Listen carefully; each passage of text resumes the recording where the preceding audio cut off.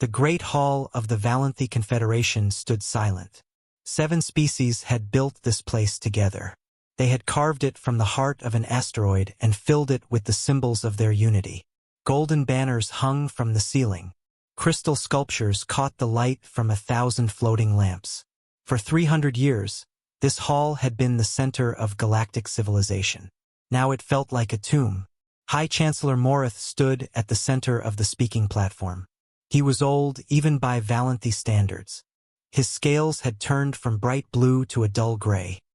His 4 eyes, once sharp and full of fire, now looked tired. He had led the Confederation through its greatest golden age. Now he would watch it die. The CRE have taken the Orion sector, he said. His voice was flat. There was no point in hiding the truth anymore. Our fleets there have been destroyed. 60 million citizens are now under enemy occupation. A murmur ran through the assembled delegates. The Orion sector had been their breadbasket. Its agricultural worlds fed half the Confederation. Losing it meant slow starvation for billions. "What of the relief fleet?" asked Ambassador Keith of the Morandi. She was a tall creature with 4 arms and skin like polished bronze. Her people had once been warriors before they joined the Confederation. Now they were scholars and artists. They had forgotten how to fight.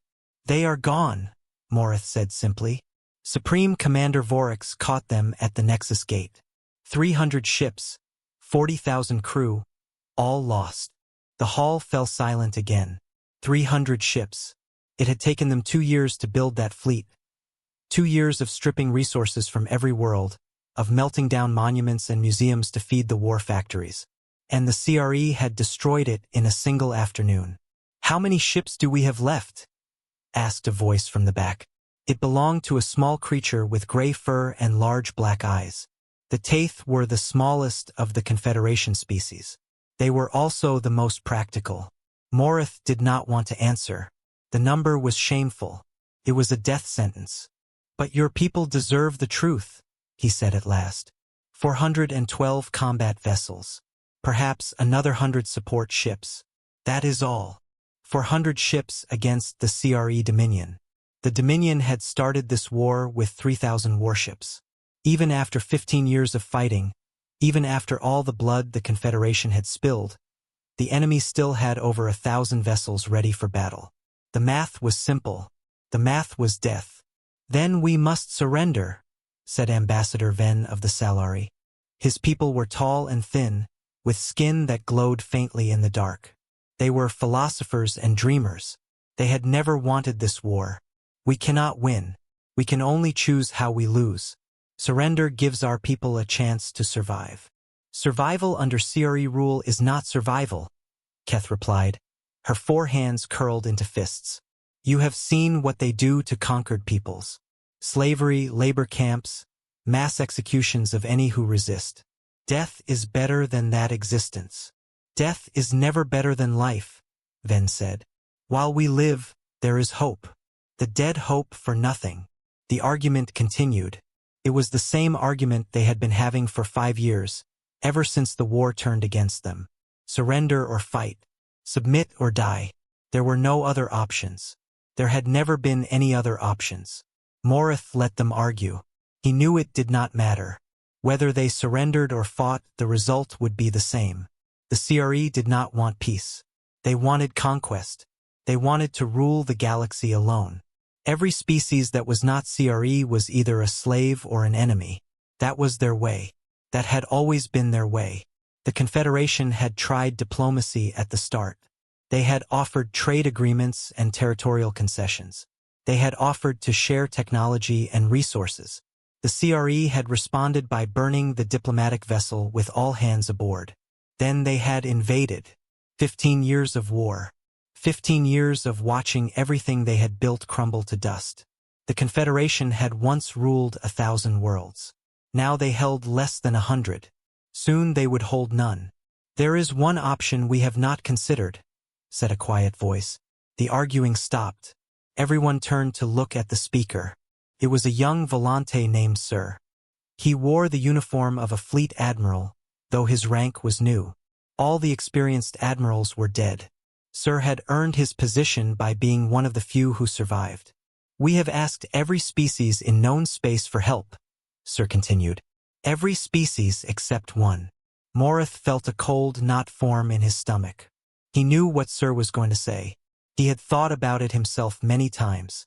He had always rejected the idea as foolish, desperate, embarrassing. "The humans," Sir said. The reaction was immediate. Laughter came from several delegates. Others shook their heads in disbelief. A few looked confused, as if they had never heard the word before. "The humans," Keth said, her voice full of scorn. "The primitives from the outer rim. You cannot be serious." "I am completely serious," Sir replied. "They have ships. They have weapons. They have soldiers. They are the only species in this region of the galaxy that has not been conquered or allied with the CRE. There is a reason for that," Ven said. "They are irrelevant. Their technology is so primitive that the CRE do not consider them worth conquering. Their ships still use kinetic weapons. They have barely mastered shield technology. A single CRE cruiser could destroy their entire fleet." "Perhaps," Sir said softly. "But perhaps not. We know very little about them. They keep to themselves. They do not trade with other species. They do not share their technology. We assume they are weak because they are different from us. But assumption is not knowledge. I have seen their ships. I passed through their space once many years ago. Their vessels are ugly things, dark and heavy, covered in thick plates of metal. They look like they were built by creatures who had never heard of elegant design. Their weapons are tubes that fire metal projectiles." "Metal projectiles," Keth said, almost laughing. "Like something from a primitive age. They would be useless against modern shields." "And yet," Sir said quietly, "they have survived. They have been in space for 200 years. Every other young species in this region has been conquered or destroyed. The humans remain. That must mean something." The hall fell quiet again. Morith considered Sir's words. It was true that the humans were a mystery. They had appeared suddenly about 2 centuries ago, exploding out of a small system near the galactic rim. They had colonized a dozen worlds in the first 50 years. Then they had stopped expanding. They had built walls around their space and refused to let anyone in. Traders were turned away. Diplomats were ignored. The humans wanted to be left alone. Most species in the galaxy had decided the humans were simply afraid. They had seen the great powers of the galaxy and realized they could not compete. So they hid in their corner of space and hoped no one would notice them. The CRE certainly did not consider them a threat. The Dominion had more important targets to conquer. But Sir had a point. Survival was not easy in this galaxy. Species rose and fell constantly. The humans had survived for 2 centuries without allies, without trade, without the protection of any great power. That took strength of some kind. Even if they agreed to help, Morith said slowly, what could they offer? 100 ships? 200? It would not be enough to turn the tide. No, Sir agreed. But it might be enough to buy time. Time for our people to evacuate. Time to find a new home beyond Creech. Time for something, anything, to change. Morith looked around the hall. He saw despair on every face. These were the leaders of the Confederation, the wisest and most powerful beings of 7 species, and they had no hope left. They were simply waiting to die. Perhaps asking the humans for help was foolish. Perhaps they would refuse or their help would be worthless. But doing nothing was certain death. Taking a chance was still a chance. "Very well," Morith said. "We will send a message to the humans. We will ask for their help. We will offer them whatever they want in return. And we will pray to whatever gods still listen that they answer." The message went out that night. It traveled through relay stations and communication buoys, crossing thousands of light years in a matter of hours. It reached the border of human space and stopped at a checkpoint station. A human officer read it and passed it to his commander. The commander passed it higher. The message climbed the chain of command, moving from station to ship to colony to the human homeworld itself. 3 days later, a response arrived. Morith read it in his private chambers. It was short. Humans did not waste words. "We are coming," it said. Admiral Vasquez commands fleet strength, 200 vessels. Arrival 14 standard days. Prepare docking facilities and tactical briefings. We will discuss terms after the battle. 200 ships. Morith did not know whether to laugh or cry. 200 primitive ships against 1,000 CRE warships. It was like throwing stones at a hurricane. But they were coming. Someone was coming to help. After 15 years of fighting alone, someone had finally answered. Morith allowed himself a moment of hope. It was small and fragile, but it was more than he had felt in years. 14 days later, the human fleet arrived. Admiral Elena Vasquez stood on the bridge of the dreadnought Unconquered Sun and watched the Confederation station grow larger on the view screen. It was a beautiful structure, she had to admit, curves and flowing lines like something grown rather than built. The Volanthy had good architects. The bridge around her was busy but calm. Her crew knew their jobs. They did not need to be told what to do. That was the human way. Train hard, trust your people, and let them work. Receiving docking instructions, her communications officer said. They want us in Bay 7. Bay 7, Vasquez repeated. She checked the station layout. It was the smallest docking area, usually reserved for supply and maintenance ships. The Confederation was putting them in the back corner where they would not be noticed. She was not offended. She understood. Humanity was an embarrassment here. The Great Confederation, reduced to asking primitives for help, would naturally want to hide it. Take us in, she said, and tell the fleet to stay sharp. I want everyone ready for action the moment we finish docking. Yes, Admiral. The Unconquered Sun moved toward the station. Behind it came the rest of the fleet. 200 ships in perfect formation. Destroyers, cruisers, battleships, all painted matte black that swallowed sensor reflections. They looked nothing like Confederation vessels. Where Valenthy ships were smooth and elegant, human ships were angular and brutal. Thick armor plates, visible weapon turrets. Built for one purpose only, war. Vasquez had served in the fleet for 40 years. She had fought in colonial wars, in rebellions, in pirate campaigns. She had seen more combat than most living officers in this sector. But this felt different. Not because the enemy was stronger, but because the politics were wrong. The Confederation had ignored humanity for 2 centuries. They had mocked human ships, dismissed human technology. Now they wanted help. Part of her wanted to refuse. Let them deal with the consequences of their arrogance. But the CRE Dominion was a threat to everyone. If they won here, they would eventually reach human space. Better to stop them now.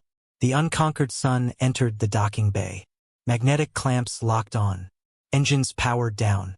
We are docked, Admiral, her first officer said. A delegation is waiting at the airlock. Of course they are, Vasquez replied. She adjusted her uniform and stood. Simple, dark blue, no medals. Human officers did not decorate themselves.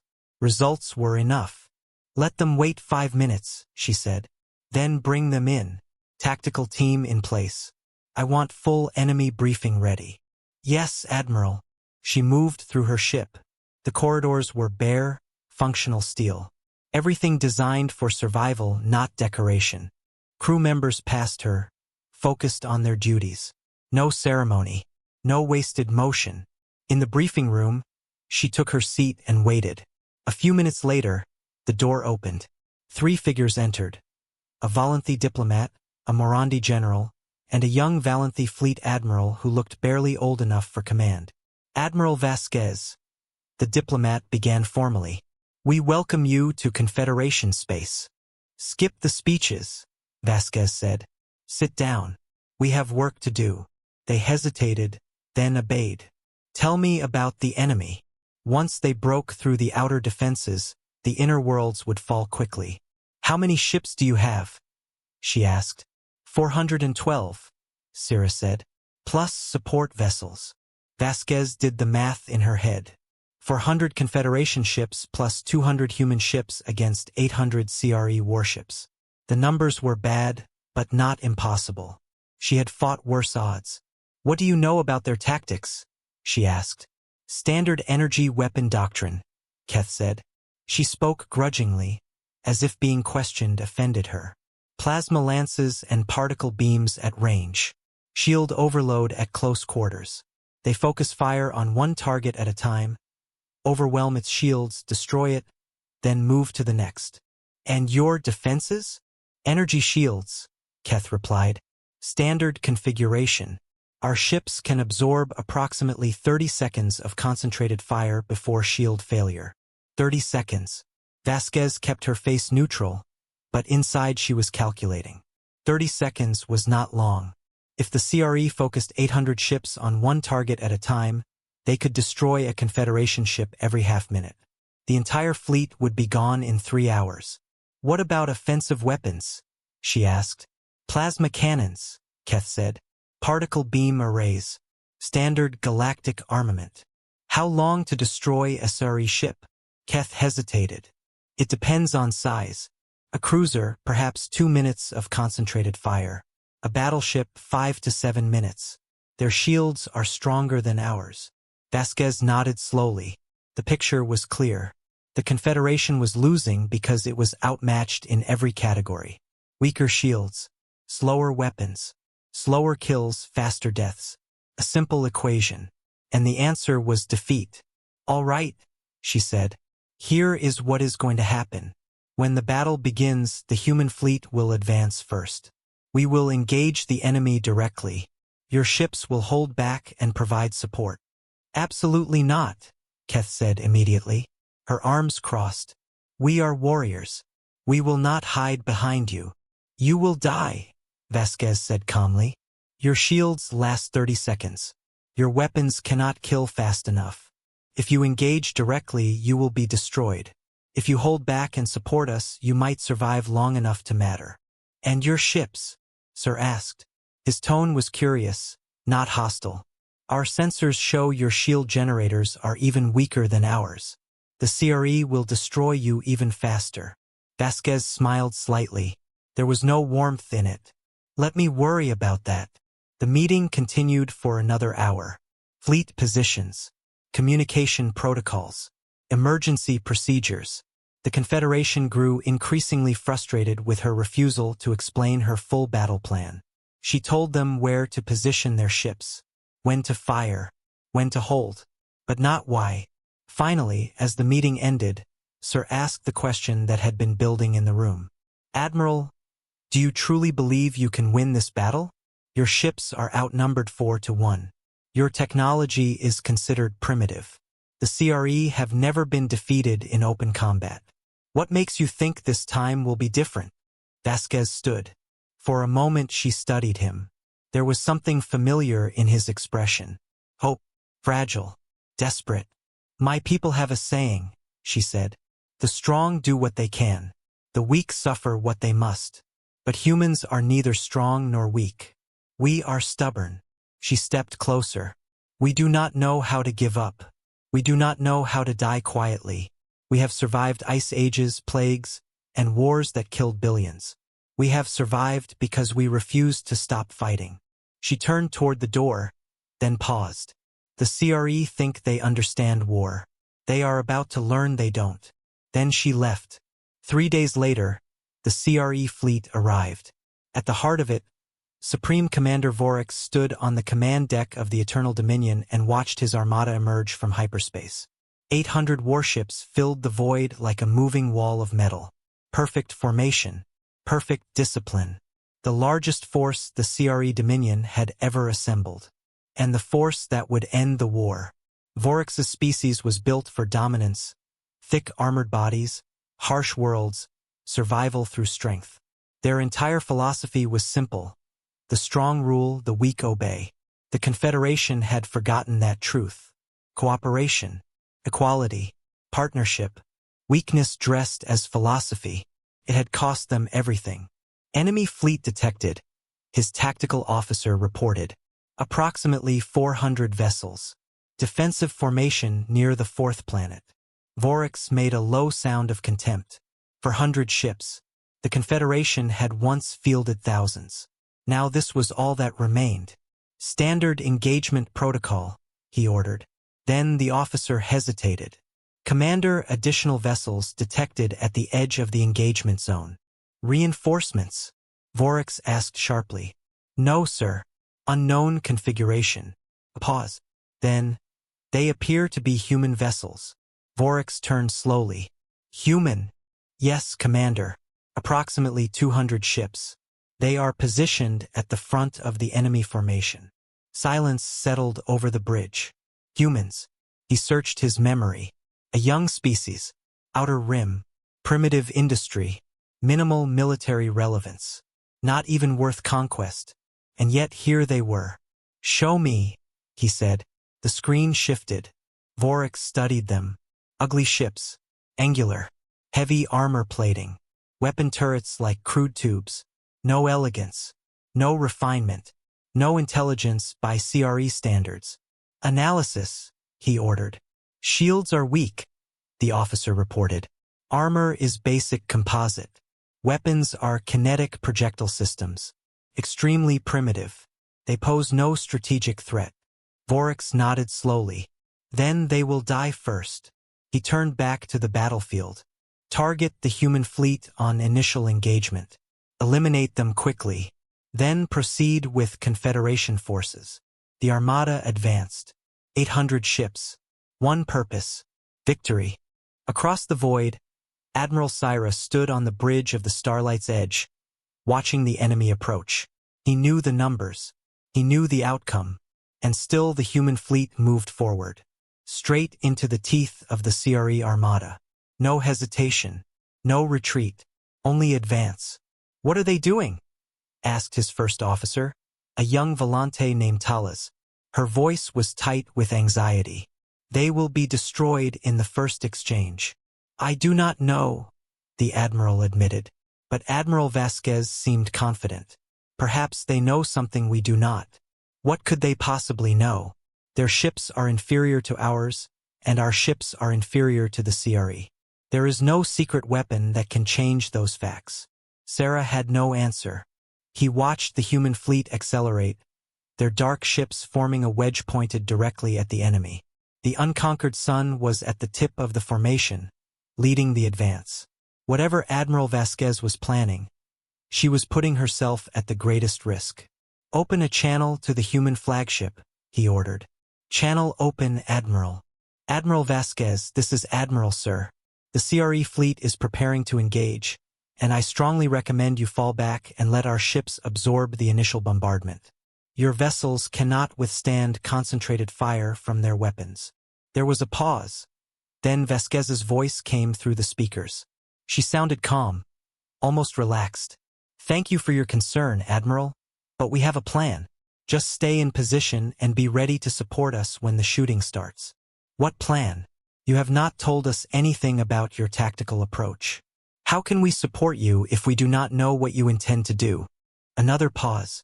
Admiral, sir, do you trust me? The question surprised him. Trust? He did not know this human. He had met her once briefly. She had been cold and dismissive, refusing to explain her strategy, treating the Confederation delegation like children who needed to be told what to do without understanding why. And yet, she had come. When no one else in the galaxy would help, the humans had answered the call. That had to mean something. I trust you, Admiral, Sir said, though he was not entirely sure it was true. Good. Then trust me now. Keep your ships back. Do not engage unless I give the order. And when you see what happens next, do not panic. Everything is going according to plan. The channel closed. Sir stared at his tactical display, watching the human fleet approach the enemy. They would be in weapons range in less than 2 minutes. Admiral Talas said, "What should we do?" Sarah took a deep breath. "We follow orders. Hold position. All ships prepare for combat, but do not engage unless directed." Across the Confederation fleet, similar conversations were happening. Officers questioned the plan. The captains worried about the primitive aliens leading their defense. Everyone watched the human ships advance and wondered if they were witnessing courage or madness. On the CRE flagship, Vorax watched the same scene with growing amusement. "They are charging directly at us?" Drath reported, unable to keep the surprise from his voice. No evasive maneuvers, no attempt to use the nebula for cover. They are flying straight into our guns. Brave but stupid, Vorik said. The Confederation must have promised them something extraordinary to convince them to throw their lives away like this. Perhaps they do not understand how powerful our weapons are. Perhaps, Drath replied. Or perhaps they are simply fools.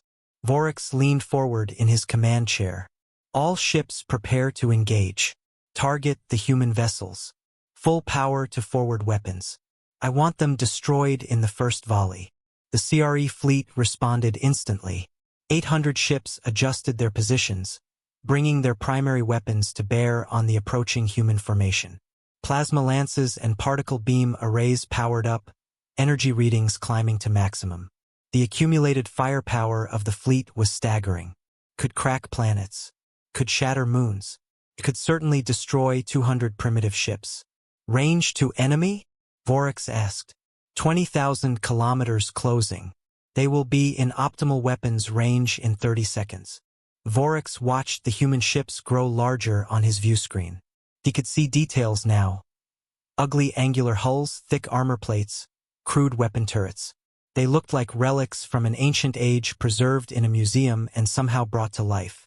After 10 seconds to weapons range, the moment was almost here, the first blow of this final battle. Once the human ships were destroyed, the Confederation would lose whatever hope they had. Weapons range achieved.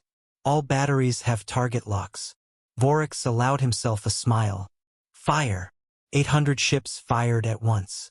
Thousands of plasma lances and particle beams lanced across the void, converging on the human formation. The darkness of space lit up like a star being born. The energy output was enough to power a civilization for a year. It was enough to burn through any shield ever created. The beams struck the human vanguard. Shields flickered and died almost instantly, exactly as expected. The weak human shields could not handle even a fraction of the incoming fire. They collapsed in less than 3 seconds. Across the CRE fleet, officers cheered. Across the Confederation fleet, hearts sank. The human shields had failed. Now the ships themselves would be destroyed. Now the slaughter would begin. But the slaughter did not come. Vorix stared at his view screen in confusion. The human ships were still there. They were still advancing. Their shields were gone, yes, but the ships themselves were untouched. The plasma and particle beams that should have torn through their hulls were splashing harmlessly against their armor. What is happening? He demanded.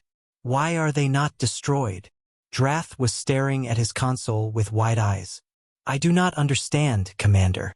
Our weapons are hitting them, but they are not penetrating. The armor is absorbing the energy. Impossible. No armor can withstand concentrated plasma fire. The heat alone should melt through any material. I am reading the data correctly, Commander.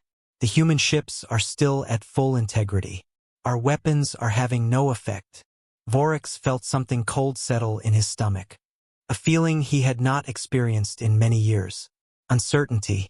On the bridge of the unconquered sun, Admiral Vasquez watched the CRE weapons fire wash over her fleet like rain on stone.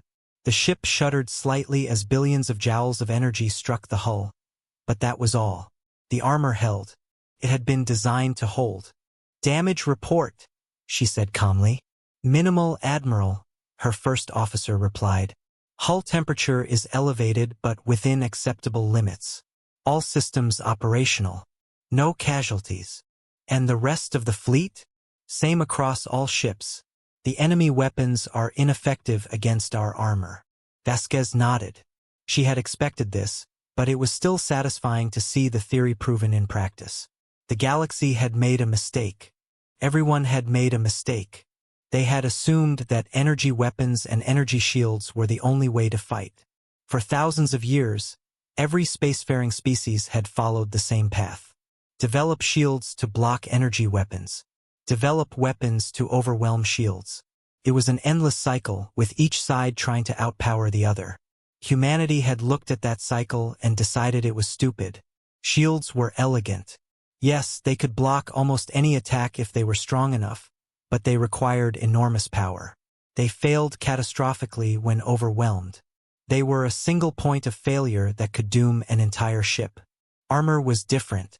Armor did not require power. It did not fail all at once. It could absorb damage that would have destroyed a shielded vessel. It was heavy, ugly, and primitive, but it worked. For 2 centuries, human engineers had worked on armor technology while the rest of the galaxy ignored them. They had developed alloys that could withstand temperatures that would melt diamond. They had created composite materials that dispersed energy across the entire hull. They had built ships that could fly through the heart of a star and come out the other side. The shield generators on human ships were a joke. Everyone agreed. What no one understood was that human ships did not need shields. The shields were just a disguise, a way to look like everyone else. The Real defense was the 10 meters of advanced armor plating that covered every human vessel.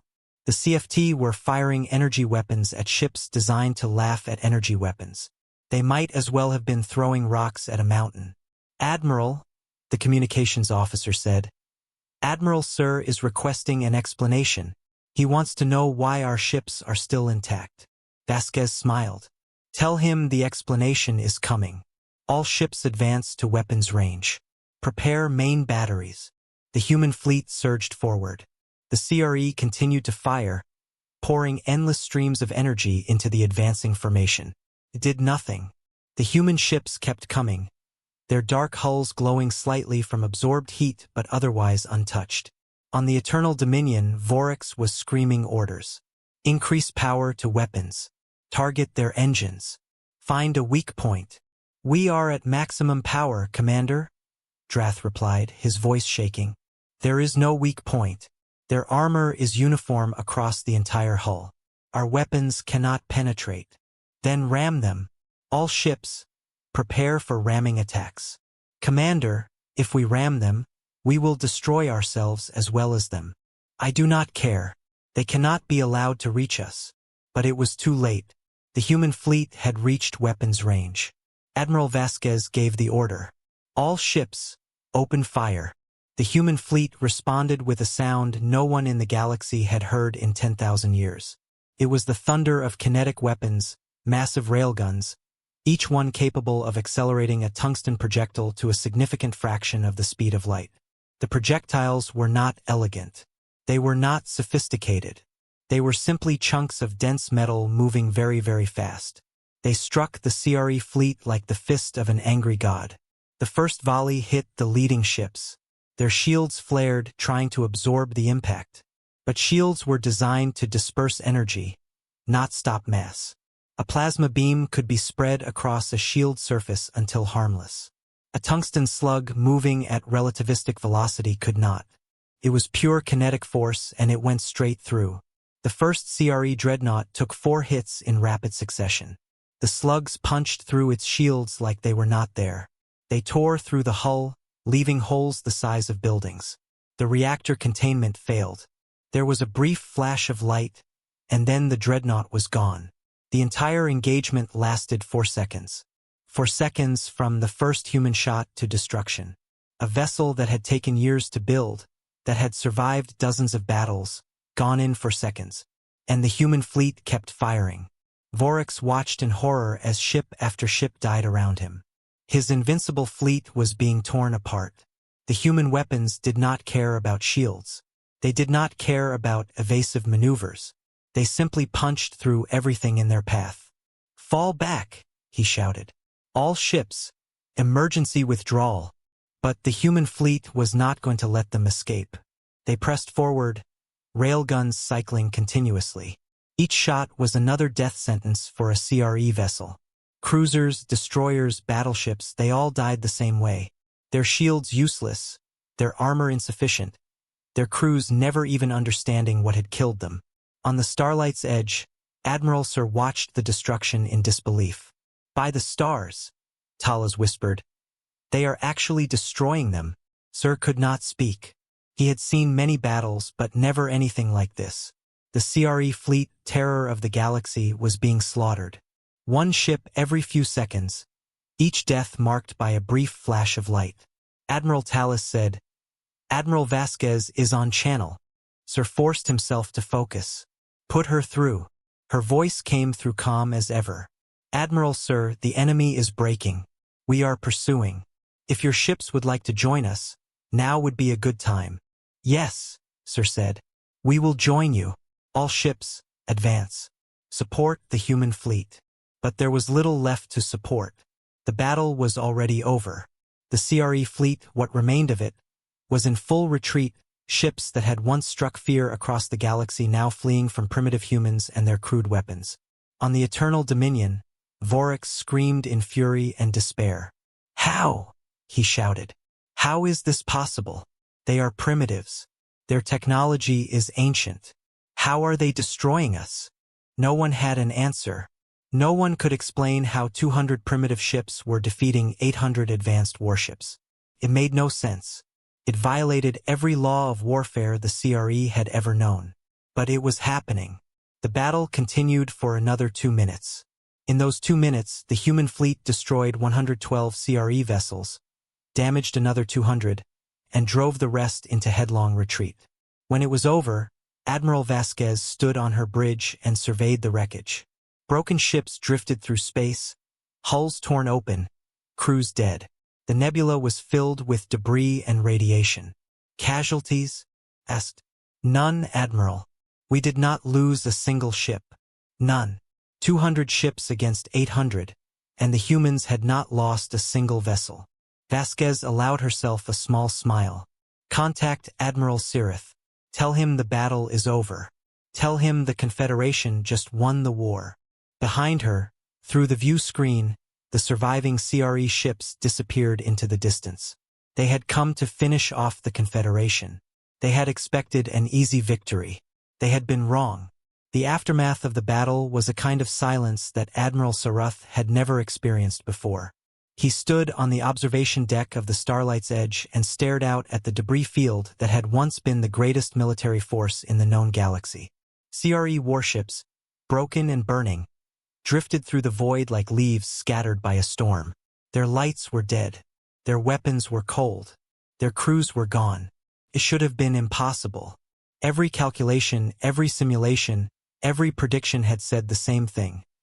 The Confederation would lose. The numbers were clear. The technology gap was real. The CRE were stronger, faster, better armed. They should have won. But they had not won. They had been destroyed. And Sarath could not understand how. "Admiral." It was Talus, his first officer. She had been standing nearby, equally silent, equally stunned. "The human flagship is requesting permission to dock. Admiral Vasquez wishes to meet with you." Sir nodded slowly. "Grant permission. Prepare a reception in the main conference room." "Should I summon the other senior officers?" "No, just me. I think I need to understand this before I try to explain it to anyone else." Talus looked at him with concern in her eyes. She was young, but she was smart. She knew that something fundamental had changed today. The universe they thought they understood had revealed itself to be something entirely different. Sir made his way through the corridors of his ship. The crew members he passed were subdued, speaking in whispers if they spoke at all. They had witnessed a miracle. They were still trying to process what it meant. The conference room was a large space with a long table and comfortable chairs. It was designed for diplomatic meetings, with artwork on the walls and a view of the stars through a wide window. Today, the view was destruction. Wreckage filled the space outside, catching the light of the distant sun. The door opened and Admiral Vasquez entered. She was alone, which surprised Sir. He had expected officers or guards, but she walked in by herself, hands clasped behind her back, face calm. "Admiral Sir," she said, "thank you for receiving me. Thank you for saving us," Sir replied. He gestured to a chair. "Please sit." They sat across from each other. For a moment, neither spoke. The silence stretched between them, heavy with unasked questions. Finally, Sir could not wait any longer. "How?" he asked. "How did you do it?" Vasquez tilted her head slightly. "What do you mean?" "You know what I mean. Your shields collapsed in seconds. Our sensors confirmed it. The CRE weapons destroyed your shields almost instantly. By every measure we understand, your ships should have been helpless, but they were not. Your ships survived. And then you destroyed the enemy fleet in less than 3 minutes. How? Vasquez was quiet for a moment, considering. The answer is simple, she said finally. We never relied on our shields. But shields are essential. They are the only defense against energy weapons. Without shields, any ship would be destroyed in seconds. That is what everyone in this galaxy believes, Vasquez said. That is what everyone has believed for thousands of years. Energy weapons and energy shields, locked in an endless competition. Each side tries to build stronger weapons, stronger shields. The entire philosophy of space combat is based on this idea. Because it works, Sir said. Does it? Vasquez gestured toward the window, toward the debris field outside. Those ships out there were protected by the most advanced shields in the galaxy. How well did those shields work? Sir had no answer. The CRE shields had failed completely against human weapons. Shields are designed to disperse energy, Vasquez continued. A plasma beam hits the shield and spreads across the surface until it can no longer cause damage. Elegant. But it only works against energy. And your weapons are not energy. Correct. Our weapons fire physical projectiles. Dense metal accelerated to extremely high velocity. Sir felt his mind race. It was simple. Too simple. So the shields could not disperse them. They could absorb some energy, Vasquez said. But they cannot stop mass. The projectile keeps going. The metal passes through, carrying enough force to tear anything apart. Sir leaned forward. Then your ships, your shields failed. Our shields were never meant to protect us, Vasquez said. They were a disguise. A disguise. When humanity first encountered other species, we realized everyone used the same technology. Energy weapons. Energy shields. If we had shown up with something different, we would have stood out. We would have been seen as a threat before we were ready. So you pretended. We installed shield generators because that is what people expected. But we never invested in them. They were just for show. Sir felt a chill run through him. For 200 years, humanity had been hiding in plain sight. If your shields were a disguise, he said slowly, then what is your real defense? Vasquez gestured toward her fleet outside. Armor, she said. We went a different direction. Sir frowned. Armor has been obsolete for thousands of years. Energy weapons melt any known material. Any known material, Vasquez corrected. Human scientists spent 2 centuries developing new ones. Alloys and composites that do not exist anywhere else in the galaxy. Materials that absorb extreme heat. Materials that distribute energy across an entire hull instead of a single point. She leaned back. Our ships have 10 meters of advanced armor plating. Every inch designed to absorb energy weapon fire. The CRE could have fired all day and never penetrated our hulls. Sir tried to imagine it. 10 meters. It was absurd. It should not have been possible. But it had worked. And slowly, understanding began to set in. Sir, this is why you kept to yourselves. You were hiding this technology. We were protecting it, Vasquez said. And we were protecting ourselves. If the CRE had known what we were capable of, they would have attacked us before we were ready. We needed time to build our fleet, to develop our weapons, to prepare for the day when we would have to fight. And now that day has come. Yes, the Confederation asked for help. We decided it was time. Sir was quiet for a long moment, trying to process everything he had learned. The humans had been planning this for centuries. They had watched the galaxy from the shadows, building their strength, waiting for the right moment. And when that moment came, they had revealed themselves in the most decisive way possible. It was brilliant. It was terrifying. And it raised a question Sir was almost afraid to ask. Why did you help us? He said. You could have stayed hidden. The CRE were not threatening you yet. You had nothing to gain by revealing yourselves. Vasquez looked at him with eyes that suddenly seemed very old, very tired. That is not entirely true, she said. The CRE would have come for us eventually. Once they finished conquering the Confederation, they would have turned their attention to the rest of the galaxy. We are on their list. Everyone is on their list. So this was self-interest. Partly, but not entirely. Vasquez paused, choosing her words carefully. When we received your distress call, there was debate among our leadership. Some argued we should stay hidden and let the Confederation fall. Use the time to strengthen our own defenses. It was the logical choice. But you did not choose it. No, because logic is not the only thing that matters. She stood and walked to the window, looking out at the debris field. You reached out to us even though you thought we were primitives. You asked for help from a species you considered inferior. That took humility. That took desperation. But more than that, it took trust. She turned back to him. You trusted that we would try to help. That even so-called primitives might have something to offer. That kind of trust is rare in this galaxy. It deserves to be rewarded. Sir felt something shift in his chest. Hope. Real hope.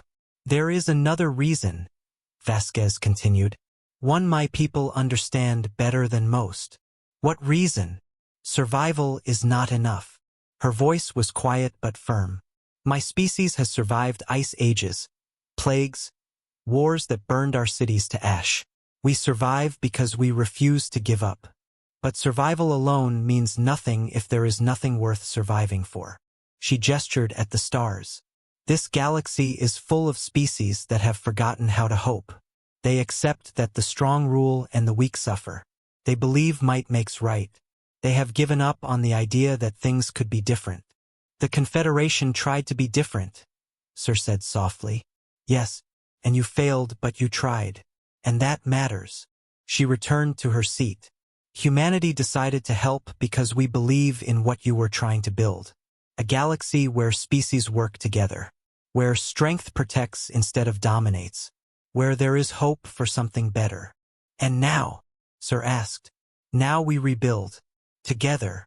Sir felt tears forming in his eyes. Admiral Vasquez, I do not know how to thank you. We had given up. We were waiting to die. And you saved us. You saved yourselves, Vasquez replied. You fought for 15 years against impossible odds. You never surrendered. That is why we came. You proved you were worth saving. Silence filled the room again as they looked out at the stars. The debris field slowly dispersed, remnants of the CRE fleet scattering into the void. The end of an era. The beginning of something new. What happens now? Sir asked. The CRE will rebuild, Vasquez said. They will come back. Yes. But they will not find the same galaxy waiting for them. The Confederation will have new technology, new weapons, new allies. Humanity, Sir said. Humanity, she confirmed. And anyone else who wants to build a better future. She extended her hand. I have a proposal for you. I am listening. The war is not over. The CRE still hold most of their territory. They still have hundreds of ships, thousands of soldiers, millions under their control. What we did today was only the beginning.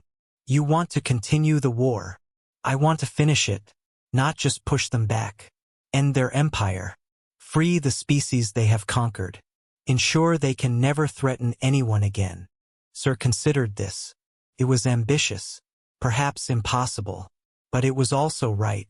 The Confederation Council will need to approve, he said. But I believe they will agree. They will, Vasquez said.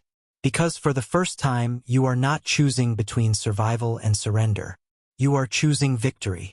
Sir took her hand. On behalf of the Volante Confederation, I accept your proposal. We will fight together. We will win together. And we will build something better. Welcome to the Alliance, Admiral. Outside, the stars burned cold and bright. Somewhere, the surviving CRE fled home with news of defeat. And in every corner of the galaxy, something long buried began to stir again. Hope. But the Confederation is just the beginning. There are hundreds of species in this galaxy. Many of them are suffering under CRE rule or living in fear of CRE expansion. They need to know there is an alternative, she said. You want to expand the alliance. I want to build something new. Not just a military coalition, but a new order, a galactic community based on cooperation instead of domination. The Confederation tried to create something like this and failed because they did not have the strength to defend it. We do. Vasquez considered this. It was a massive undertaking. Building a new galactic order would require diplomacy, resources, time, and patience. It would mean dealing with species that had never trusted anyone, convincing them that humanity was different from every other power they had encountered. But it was also the reason humanity had waited so long to reveal itself, not just to survive but to lead. I understand, Madam President. What are my orders for now? Secure the alliance with the Confederation. Make them understand that we are committed to their survival. Once that is done, we will begin reaching out to other species.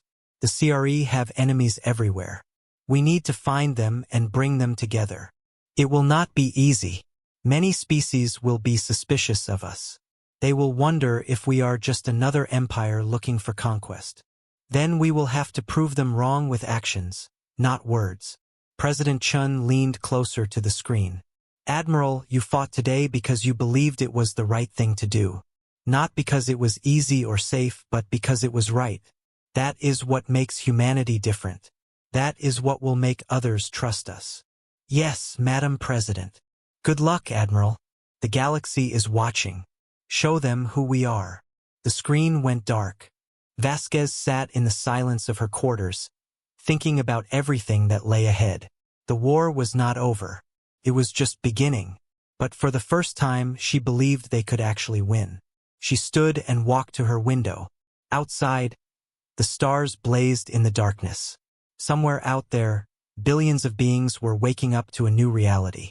The CRE could be beaten. Hope was possible. The future was not written yet. Humanity had announced itself to the galaxy, and the galaxy would never be the same. Supreme Commander Vorax had never known fear. From his earliest memories, he had been raised to believe that fear was weakness, and weakness was death. The CRE doctrine was simple. Dominate or be dominated. There was no room for fear in that philosophy, only strength, only victory. But as his flagship fled through the darkness of space, surrounded by the shattered remnants of his once mighty fleet, Vorax felt something cold and terrible settling in his chest. It was not quite fear. It was worse. It was the understanding that everything he believed had been proven wrong. The bridge of the Eternal Dominion was chaos. Officers shouted damage reports. Emergency lights flickered. The smell of burning circuits filled the air. Somewhere deep in the ship, teams worked frantically to repair damage from a human projectile that had torn through the outer hull and killed 30 crew members before embedding itself in a storage bay. They had been lucky. If it had struck a few meters to the left, it would have hit the reactor. The Eternal Dominion would have joined the hundreds of ships now drifting as debris through the Arcturus Nebula. How many did we lose? Vorax demanded. His voice was steady, but there was an edge to it that his officers had never heard before. Final count is still being compiled, Commander, Drath replied. Initial estimates suggest over 300 vessels lost. Another 200 are heavily damaged and may not survive the journey home. 300 ships, half his fleet, gone in minutes. It was impossible. It was humiliating. It was the worst defeat in CRE history. And the humans? Vorax asked. How many did we destroy? Drath was silent for a moment. When he spoke, his voice was barely a whisper. None, Commander. Our weapons did not destroy a single human vessel. The words hung in the air like a death sentence. Vorax felt every eye on the bridge turn toward him, waiting for his reaction. In CRE military doctrine, failure was punished with death. A commander who lost half his fleet would normally be executed by his own officers. But not today. Today they were too stunned, too broken, too confused to react. They had seen something that defied everything they knew about warfare. Their weapons had been useless. Their shields had failed. They wanted answers, and Vorax had none. Set course for home, he ordered. Maximum speed. We need to reach Dominion space before they can pursue. Commander, one officer said hesitantly, what do we tell the High Council? The truth, Vorax said. The humans are not what we thought. They have weapons that ignore our shields, defenses that ignore our weapons. We attacked them with everything we had, and it was not enough. The Council will not accept that. They will have to, Vorax said quietly. We have been fighting wars the same way for 10,000 years. We assumed no one could challenge us. We were wrong. Silence fell across the bridge. The Eternal Dominion continued its retreat through space, engines straining to escape. Behind them, the debris of their fleet drifted like a monument to defeat. Vorax stood at the view screen, staring into the stars. Somewhere behind them, the human fleet was probably celebrating. They had broken the CRE war machine. For 10,000 years, the CRE had built their civilization on conquest. They took what they wanted because no one could stop them. Strength was the only virtue that mattered. Victory was the only measure of worth. But what happened when strength failed? They had never needed to answer that question. Until now. Across the galaxy, news of the battle spread like wildfire. Communication networks carried a single message. The CRE had been defeated. The unbeatable empire had been beaten. The galaxy was changing. On a slave world, a tired worker heard the news and felt something stir in his chest he had almost forgotten. Hope. On a trading station, merchants watched footage of CRE dreadnoughts exploding under human firepower and whispered in disbelief. On a rebel base, fighters who had long accepted their eventual defeat saw possibility for the first time in years. Even on Earth, a child watching the news felt something simple but powerful. Pride. Admiral Vasquez received reports of these reactions over the following days. Intelligence networks across the galaxy confirmed the same pattern everywhere. Something had changed. The balance of fear had been broken. The CRE had ruled through fear. They had convinced everyone that resistance was futile, that their technology was unbeatable, and that submission was the only path to survival. In a single battle, humanity had shattered that illusion. The fear was still there, but it was no longer absolute. It was mixed with something else now, hope. The Confederation Council is requesting a formal meeting, her aide reported. They want to discuss the alliance in detail, what we expect, what we can offer, how we plan to proceed. Schedule it for tomorrow, Vasquez replied. I want our diplomatic team present, and make sure they understand that we are not here to take over. We are here to help. Yes, Admiral. There is also something else. We have been receiving messages from other species, not part of the Confederation. They want to know more about us. Some are asking for help. Vasquez nodded slowly. This was expected. The galaxy was vast, and the CRE had enemies everywhere. Many species had been conquered and enslaved. Others were isolated, hiding in remote corners of space. Now they were reaching out, hoping humanity might be their salvation. Compile the messages, she ordered. Organize them by priority. Species under immediate threat first, then potential allies, then everyone else. We will respond to each one individually. That could take months, Admiral. Then we had better get started. The work began. Human diplomats and military advisors fanned out across the galaxy, meeting species that had never encountered humans before. They brought technology and weapons, yes, but more importantly, they brought a vision. Promise that things could be different, that the strong did not have to prey on the weak, that civilizations could work together instead of against each other. Not everyone believed them. Many species were suspicious, convinced humanity was just another empire looking for conquest. They had seen too many powers rise and fall, each promising peace while preparing for war. Why should humans be different? Vasquez understood their skepticism. She had expected it. The only way to overcome it was through action. Humanity would have to prove itself day by day, decision by decision. It would take time. It would take patience. But she believed it could be done. Meanwhile, the war continued. The CRE had retreated to their core territories, but they were not defeated. They still controlled hundreds of systems, billions of subjects, and thousands of ships. The losses at Arcturus had been devastating, but the Dominion was vast. They could rebuild. More importantly, they were adapting. Reports came in of CRE scientists working frantically to understand human technology, analyzing debris, studying human armor, trying to reverse engineer the railguns that had torn through their fleet. They knew their current weapons were useless, so they were building new ones. Vasquez was not surprised. The CRE had not built an empire by being careless. They would learn. They would evolve. The advantage humanity held would not last forever. That was why speed mattered. Every system liberated was a system removed from the Dominion war machine. Every freed population was a potential ally. Every victory weakened the enemy and strengthened the alliance. The first target was the Orion sector, the agricultural heartland that had fallen early in the war. It was defended by a garrison of 200 ships, substantial, but nothing compared to Arcturus.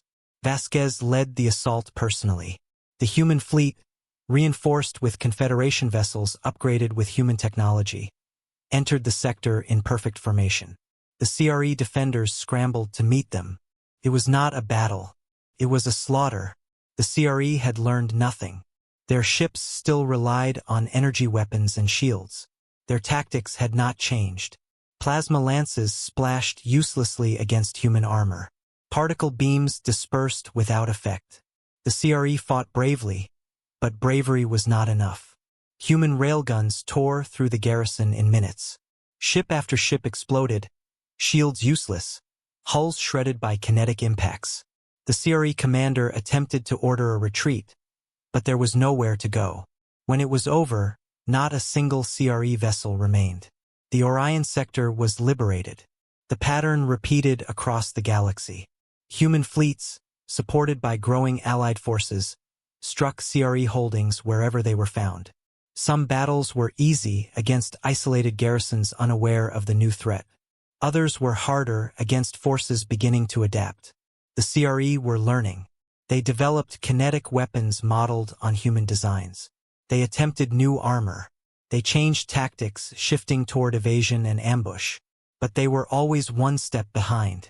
Human technology had advanced for 2 centuries in isolation. The gap was too large to close quickly. Every CRE innovation met a human countermeasure already developed long before. Months passed, then years. The alliance grew. More species joined, drawn by human victories and the promise of freedom. The Confederation, once near collapse, was stronger than ever. New shipyards produced hybrid fleets. New armies liberated occupied worlds. And through it all, Vorax watched from deep within Dominion space. He had survived Arcturus. He had survived political scrutiny. He had convinced the High Council he was still useful. Now he commanded defense forces against the human advance. It was hopeless. Every battle ended the same way. Human ships absorbed CRE fire and returned overwhelming kinetic strikes. New CRE weapons helped, but not enough. New armor helped, but not enough. The humans were simply better. Vorax had believed his entire life in CRE superiority. It was the foundation of everything he knew. And it was wrong. Humanity did not fight for conquest or domination. They fought for ideas, freedom, cooperation, hope. And they were winning. Vorax stood at his console and watched another report. Another sector fallen, another fleet destroyed, another system liberated. The Dominion was shrinking. He thought about the future. In a year, maybe 2, the humans would reach the CRE homeworld. They would demand surrender, and there would be no choice but to comply. 10,000 years of conquest, 10,000 years of certainty, ending because one species refused to accept it was supposed to lose. Vorax almost admired them. Almost. Communication arrived. Direct from the human fleet. He hesitated, then accepted. Admiral Vasquez appeared on the screen. "Supreme Commander Vorax," she said calmly. "I hope this message finds you well." "What do you want?" he asked. No patience left for formalities. "I want to offer you a choice. The war is nearly over. Your fleets are destroyed. Your territories are falling one by one. Within a year, perhaps less, we will reach your home world. When that happens, you will have to surrender or die. Then we will die. The CFT do not surrender. I know that is what you believe. I know your culture teaches that submission is worse than death. But I am not asking you to submit. I am asking you to evolve." Vortex stared at the screen. "Explain." "The galaxy is changing, Commander. The old ways are ending. the strong dominating the weak, conquest and slavery and endless war. It does not have to be that way. There is another path. Cooperation, equality. In the fantasies of the Confederation. Not fantasies, reality. Look at what we have built in just a few years. Species that were enemies are now allies. Worlds that were dying are now thriving. The alliance is stronger than any empire because it is based on mutual respect instead of fear. And what role would the CRT play in this alliance? Servants, laborers. We would never accept such humiliation. You would play the same role as everyone else. Partners, contributors. Your people have skills and resources that would benefit the alliance. In return, you would receive protection, trade, access to technology, a chance to build something better than what you have now. Vorax was quiet for a long moment. Part of him wanted to reject the offer immediately. Everything in his training screamed that this was a trap, a sign of weakness, a ploy to make the CRE lower their guard. But another part of him, a part he had tried to suppress since Arcturus, whispered that she might be right. The old ways had failed. 10,000 years of conquest had led to this. Defeat, humiliation, the destruction of everything his people had built. Perhaps it was time to try something different. I cannot make this decision alone, he said finally. The High Council would have to approve. I understand. Take this message to them. Tell them that humanity offers peace, not conquest. Tell them that there is a place for the CRE in the new galaxy if they choose to take it. And if they refuse, Vasquez's face was unreadable. Then we will do what we must. But I hope it does not come to that. There has been enough death already. The transmission ended. Vorax sat in silence, staring at the blank screen. He had a decision to make, a message to deliver, a future to determine. For the first time in his life, he did not know what the right choice was. 2 years after the Battle of Arcturus, the war ended. It did not end with a final dramatic battle or the destruction of the CRE home world. It ended in a council chamber on a neutral station where representatives of the Galactic Alliance sat across from the remaining leaders of the CRE Dominion. Vorax was there, though he was no longer Supreme Commander. That title had been taken from him by the High Council, who blamed him for the defeats that had broken their empire. He did not care about the title anymore. He had stopped caring about many things in the past 2 years. Watching your entire civilization crumble had a way of changing your perspective. Admiral Vasquez was there as well, representing humanity. She looked older than she had at Arcturus, her hair whiter, her face more lined. The war had been hard on everyone, even the victors, especially the victors. The treaty was simple. The Creminian would surrender all conquered territories. They would free all enslaved populations. They would reduce their military to a defense force only with strict limits on ship numbers and weapon systems. In exchange, they would be allowed to keep their home world and their core systems. They would not be destroyed or occupied. They would have a chance to rebuild. It was a generous offer, far more generous than the CRE would have given to a defeated enemy. Many in the alliance had argued for harsher terms. The CF had committed terrible crimes during their centuries of expansion. Millions had died. Entire species had been enslaved or exterminated. Justice demanded punishment, but Vasquez had pushed for mercy. Not because she was soft or naive, but because she understood something that her critics did not. Punishment created resentment. Resentment created conflict. If the alliance wanted lasting peace, it needed to offer the CRE a path forward, a reason to change rather than a reason to seek revenge.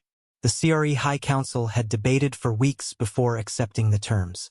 Many had wanted to fight to the death, preferring extinction to surrender. But in the end, pragmatism won out. The Dominion was broken. Their fleets were destroyed. Their territories were gone. Fighting on would accomplish nothing except the death of their species. So they signed the treaty. The war was over. Vasquez did not celebrate, and she was too tired for celebration. She returned to her ship and sat in her quarters, staring out at the stars. 2 years of constant warfare, thousands of battles, millions of lives lost on both sides. And for what? A better galaxy, she told herself. A chance for something new. But the cost had been staggering. There was a knock at her door. She straightened in her chair and called out, "Enter!" Admiral Syra stepped into the room. He was different from the young officer she had met at Arcturus. The war had aged him, given him a gravity that had not been there before. He commanded the Confederation fleet now, the largest single force in the Alliance after the human navy. "Admiral Vasquez," he said, "I hope I am not disturbing you." "Not at all. Please sit." He took a seat across from her. For a moment neither spoke. They had fought together for 2 years. They had shared victories and defeats, triumphs and tragedies. There was a bond between them that went beyond rank or species. "The treaty is signed, sir, finally. The war is over. But I find myself unable to feel joy. I understand. It does not feel like victory. It feels like survival." "Yes, exactly." Sir looked out the window at the stars. "I keep thinking about all the people who died, all the ships we lost, all the worlds that were destroyed. We won, but the cost was so high." Vasquez nodded slowly. "That is the nature of war. Even when you win, you lose something. The question is whether what you gain was worth what you lost." "And was it?" Vasquez considered the question carefully. It was not a simple one. 2 years ago she had led a fleet into battle against overwhelming odds. She had gambled everything on the belief that human technology could turn the tide. She had been right, but being right had meant war on a scale the galaxy had never seen. "I think so," she said finally. "The CRE would have conquered everyone eventually. They would have enslaved or destroyed every species that was not CRE. We stopped that from happening. We saved billions of lives even if we could not save everyone. And now what happens? Now we build. The alliance is strong, but it is also new. The species that came together to fight the CRE are still learning to work together. There will be disagreements. There will be conflicts. Peace is harder than war in some ways." Syra smiled slightly. "You do not paint an encouraging picture. I paint an honest one. But I believe we can succeed. Humanity has spent 2 centuries preparing for this moment. Not just building weapons and ships, but developing the skills to lead. We understand diplomacy. We understand cooperation. We understand that lasting peace requires more than military strength. That is why you offered the CFT such generous terms." "Exactly. They are not evil, sir. They are not monsters. They are a species that built their civilization on a flawed philosophy. If we give them a chance to change, many of them will take it. In a generation or 2, the CRE could become valuable members of the Alliance." Sir looked skeptical. "That is a very optimistic view. Perhaps. But optimism is what has kept humanity going through dark times. We believe that things can get better. We believe that people can change. Watch. We believe that the future is not determined by the past. And if you are wrong, if the CRE refuse to change, then we will deal with that. But I would rather try for the best outcome than assume the worst." They sat in silence for a while longer, watching the stars. Finally Saruth stood. "I should return to my ship. There is much work to be done. The Confederation Council is meeting tomorrow to discuss the transition to peacetime governance. I look forward to working with them." Vasquez stood as well and extended her hand. "Admiral Saruth, it has been an honor serving alongside you." Saruth took her hand. "The honor is mine, Admiral Vasquez. Humanity saved my people. We will not forget that." He left. Vasquez sat back down and returned to her contemplation of the stars. The war was over, but her work was not. As the leader of humanity's military forces, she would play a key role in shaping the new galactic order. There would be trade agreements to negotiate, disputes to mediate, crises to manage. The Alliance would face challenges that no one could predict. Her job was to make sure it survived.